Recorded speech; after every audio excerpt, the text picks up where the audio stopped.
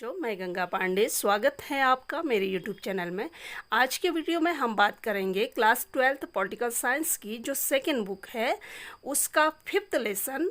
और आज हमारा जो टॉपिक है वो है चौथे आम चुनाव जो 1967 में हुए थे, 1967 में, उसके भारतीय राजनीति पर क्या प्रभाव पड़े। तो आज की वीडियो को हम स्टार्ट करें उससे पहले मैं आपको बता दूं, अगर मेरी वीडियो आपको अच्छी लगे तो प्लीज़ लाइक ज़रूर कीजिएगा और अधिक से अधिक शेयर कीजिएगा। और हाँ, अगर आपने पिछली वीडियो देखनी है तो आप डिस्क्रिप्शन में लिंक में जाकर देख सकते हैं। तो चलते हैं आज के टॉपिक की ओर, जो मैंने लिया है कि भारत में जो चौथे आम चुनाव 1967 में हुए थे उसके भारतीय राजनीति पर बहुत गहरे प्रभाव, बहुत ऐतिहासिक प्रभाव साबित हुए थे। चौथे आम चुनाव भारतीय राजनीति, कांग्रेस पार्टी तथा संपूर्ण जनता के लिए एक ऐतिहासिक घटना साबित हुए। इसने भारतीय राजनीति तथा कांग्रेस को एक नया मोड़ दिया। इसके परिणाम जो हैं वो इस तरह से हैं। पहला परिणाम क्या हुआ कि कांग्रेस के प्रभुत्व को झटका। 1967 के चुनाव नतीजों का सबसे बड़ा प्रभाव ये था कि इसने भारतीय राजनीति में कांग्रेस का जो एक प्रभुत्व था उसको क्या दे दिया, झटका दे दिया। क्योंकि आज तक लोगों को भी लगता था और कांग्रेस पार्टी को भी लगता था कि भारतीय राजनीति में कांग्रेस पार्टी का कोई विकल्प ही नहीं है। लोकसभा में कांग्रेस को जैसे तैसे बहुमत मिला। 1967 के जो चुनाव परिणाम आए उसमें लोकसभा में जैसे तैसे बहुमत मिल गया, लेकिन 9 राज्यों में कांग्रेस सत्ता से हाथ धो बैठी। कांग्रेस के बड़े बड़े दिग्गज, जो मैंने पिछली वीडियो में भी बताए थे, चुनाव हार गए थे। लोगों का जो ये भ्रम था ये भी दूर हो गया कि कांग्रेस को सत्ता से हटाना मुश्किल है। अगला जो प्रभाव पड़ा वो क्या पड़ा, भारतीय मतदाता की परिपक्वता का संकेत। तो चौथे आम चुनाव ने यह भी स्पष्ट कर दिया कि भारतीय मतदाता अनपढ़ होते हुए भी सजग है। अनपढ़ मैं इसलिए कह रही हूँ कि जब हमारे देश में पहला चुनाव आयोग बना था 1950 में, उस समय 17 करोड़ मतदाता थे। उनमें से केवल 15% ही क्या थे, साक्षर थे। इसलिए कहा गया था कि भारत में लोकतंत्र सफल ही नहीं हो सकता। कुछ लोगों का तो ये भी विचार था कि नेहरू के बाद भारत में क्या हो जाएगा, लोकतंत्र खत्म हो जाएगा, सेना का शासन लग जाएगा। लेकिन 1967 के नतीजों ने मतदाताओं की परिपक्वता का क्या दिया था, संकेत दिया था।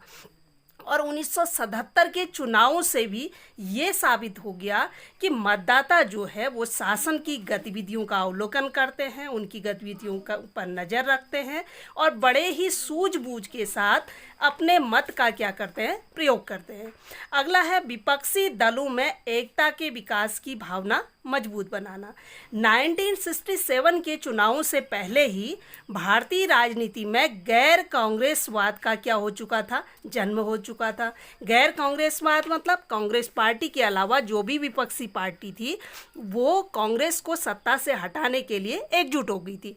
लेकिन 1967 के परिणामों ने विपक्षी दलों को और मजबूत और क्या कर दिया था, एकजुट कर दिया था। विपक्षी दलों में ये भावना विकसित हुई कि विपक्षी दल अगर एकजुट हो जाए तो कांग्रेस को क्या कर सकते हैं, सत्ता से बाहर कर सकते हैं। अगला है गठबंधन सरकारों का आरंभ।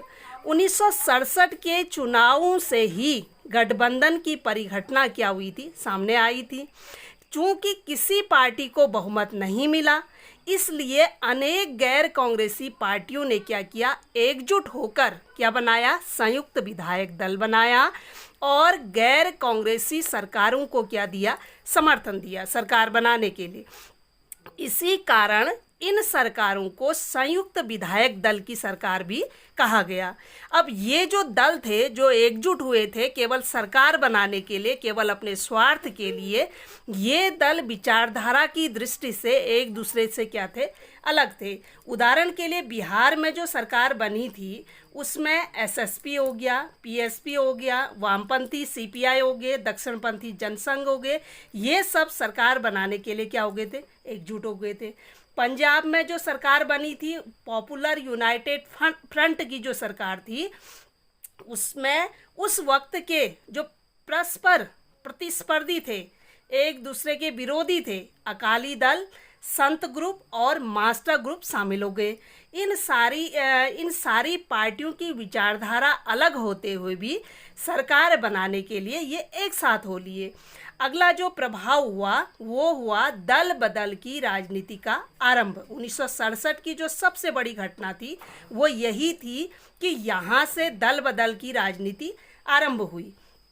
1967 के चुनावों ने भारतीय राजनीति में दल बदल की राजनीति को क्या दिया?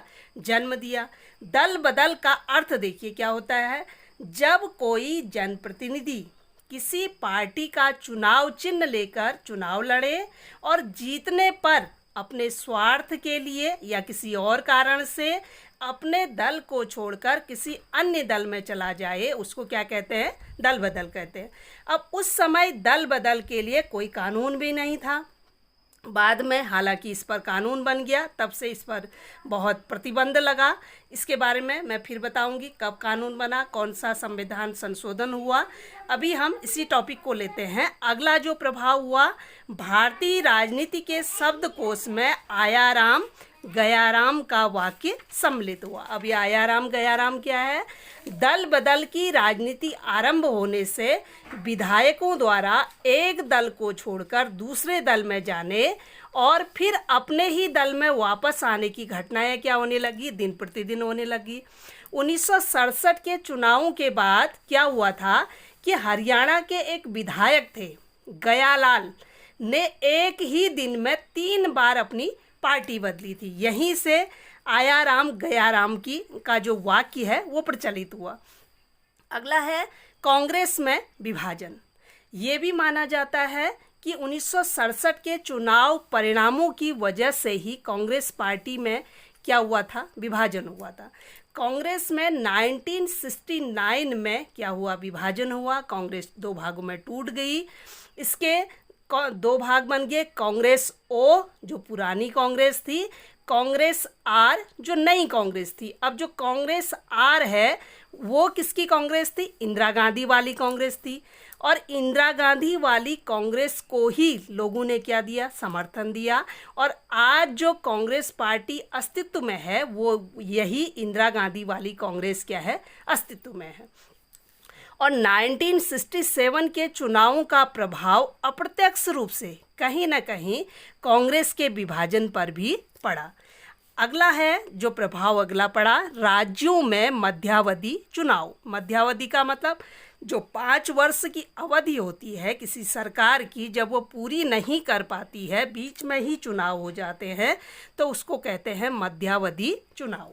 तो 1967 के चुनावों का एक परिणाम यह भी रहा कि इसके बाद बहुत से राज्यों में क्या हुए थे? मध्यावधि चुनाव हुए थे। यानी सरकार के समय पूरा करने से पहले ही क्या हो गए थे? चुनाव हो गए थे, सरकार टूट गई थी। जिन राज्यों में गैर कांग्रेसी सरकारें बनी थी वे अधिक दिन तक नहीं चल पाई थी। अब कैसे चलेगी? मैंने पहले भी बताया कि इनकी विचारधारा अलग थी, इनकी नीतियां अलग थी। तो दल बदल की प्रक्रिया ने सरकारों में क्या कर दी थी? अस्थिरता पैदा कर दी थी। गैर कांग्रेसवाद के कारण विचारधाराओं तथा नीतियों में मेल न खाते हुए भी गठबंधन बने थे। उनमें क्या होता था? जो गठबंधन बने थे, जिनकी विचारधारा अलग थी, जिनकी नीतियां अलग थी, छोटी छोटी बातों पर क्या हो जाती थी? उनमें अनबन हो जाती थी, जिसकी वजह से क्या हो जाती थी? सरकारें गिर जाती थी। मद्रास को छोड़कर शायद ही कोई ऐसी कांग्रेसी सरकार अपना कार्यकाल पूरा कर पाई हो। तो मद्रास को छोड़कर उस समय, जिसमें मद्रास में डीएमके की सरकार बनी थी, मद्रास को छोड़कर कोई भी ऐसा गैर कांग्रेसी सरकार नहीं थी जिसने अपना कार्यकाल पूरा किया हो।